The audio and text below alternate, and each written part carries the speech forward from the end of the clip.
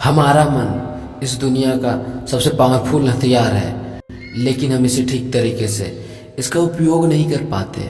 साधारण सी बात है, हम अपने मन में जिस तरह की बीज बोएंगे हमें आउटपुट भी ठीक उसके अनुरूप ही मिलेगा, लेकिन हम उस मन में ठीक तरह से बीज बो ही नहीं पाते हैं।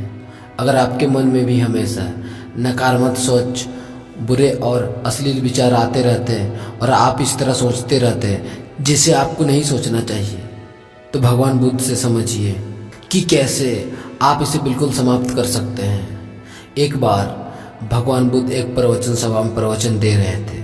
उनके समक्ष बहुत से उनके शिष्य भी बैठे थे।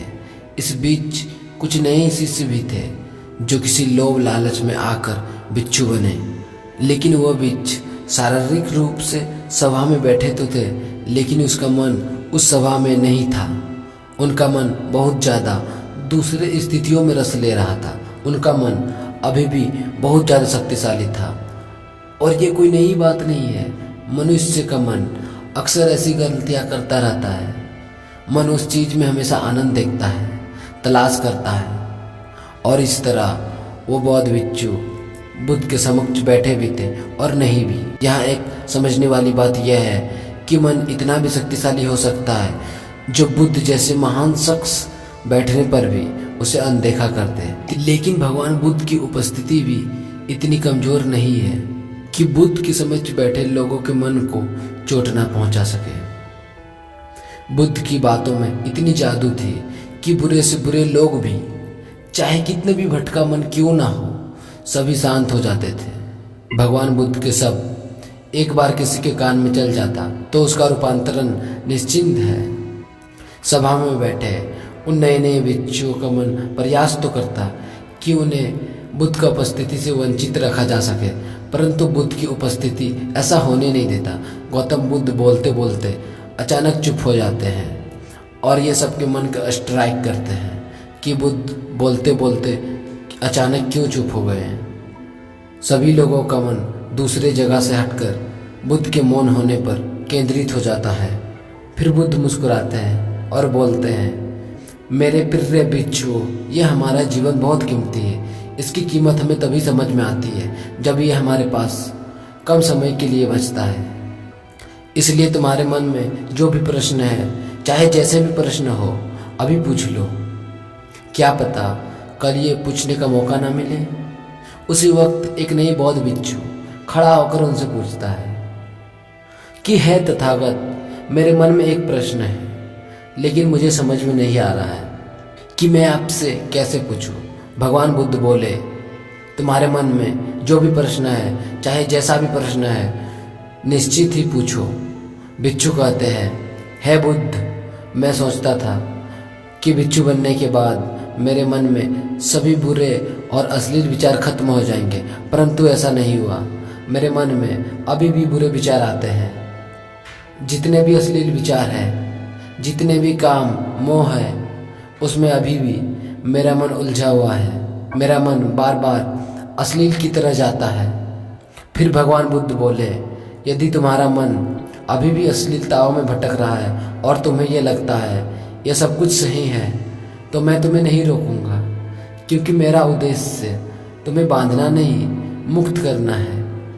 कोई व्यक्ति या मनुष्य भिक्षु तभी बनता है जब वो हर चीज की निरंतरता को देख लेता है। काम वासना, लालच, अहंकार, यह ऐसी प्यासी कुआं है जो कभी भी नहीं भरता है। वह यह भी जान लेता है कि सभी लोग इन कुओं को भरने में लगा हुआ है, परंतु आज तक इन कुओं को कोई भी नहीं भर पाया। जब किसी व्यक्ति को यह लगता है कि कोई भी चीज इस जीवन को पूरा नहीं कर सकती, तब वो सब कुछ त्यागने लगता है और वह भिक्षु बनने का रास्ता भी चुन लेता है। फिर भिक्षु दोबारा बुद्ध से पूछते हैं, परंतु है बुद्ध, ये अश्लील विचार हमारे मन में आते क्यों हैं? तो बुद्ध बोले, बुरे विचार उन सभी बीजों का फल है जिन्हें हम जाने अनजाने में बो रहे थे। गौतम बुद्ध के द्वारा बताए गए इन बातों को इस तरह समझिए, हमारे मन में बुरे विचार पैदा होने के लिए सबसे पहले जानकारी आती है, उससे विश्वास बनता है, फिर विश्वास से हमारे विचार की उत्पत्ति होती है और फिर यह व्यवहार में परिवर्तित हो जाता है। वह भिक्षु फिर पूछते हैं कि है बुद्ध, अब हमें क्या करना चाहिए। तथागत बोले कि सबसे पहले उन बीजों को बोना बंद कर दो जो कड़वा फल देता है। फिर बुद्ध कहते हैं हर काम को होश के साथ करो। यह होश का मतलब ये नहीं होता कि हर काम को उल्टे सीधे तरीके से करो। इसका मतलब यह होता है कि हर काम को करने से पहले उनका परिणाम क्या होगा हमें ये जान लेना चाहिए। क्या वो काम करने से हमको कुछ क्षणिक आनंद मिलता है या क्षणिक लाभ मिलता है, तो ये काम का कोई अर्थ नहीं है। जिस प्रकार अश्लील विचारों से हमें थोड़ी देर के लिए आनंद मिलता है और बाद में हम अपने आप को कोसते हैं कि ये क्षणिक लाभ की गिनती में आते हैं, हमें ऐसा नहीं करना चाहिए था। कोई भी काम करो तो अपने आप से पूछो कि ये काम हम क्यों कर रहे हैं, इस काम से हमें क्या लाभ होगा।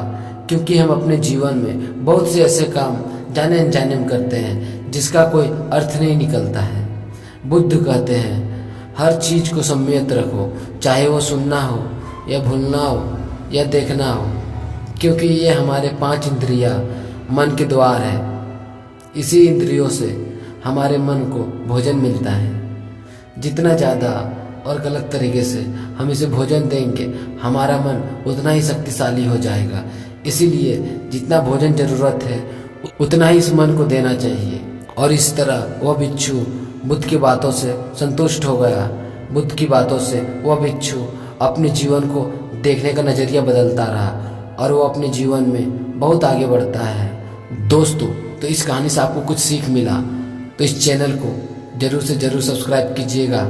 तो इसी तरह से मोटिवेशनल वीडियो पाने के लिए चैनल को ज़रूर से ज़रूर सब्सक्राइब कीजिएगा। तो फिर मिलता हूँ कोई नेक्स्ट वीडियो में, तब तक के लिए धन्यवाद।